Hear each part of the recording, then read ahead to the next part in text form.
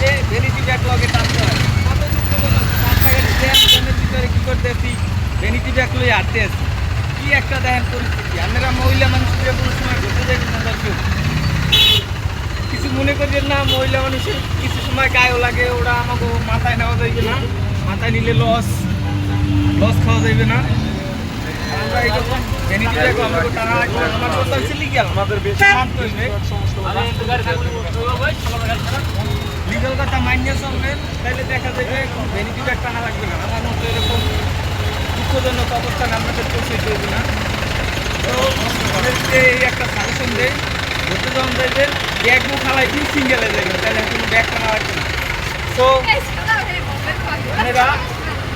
এই বিষয়ে সবসময় সচেতন থাকবেন আমি রাইট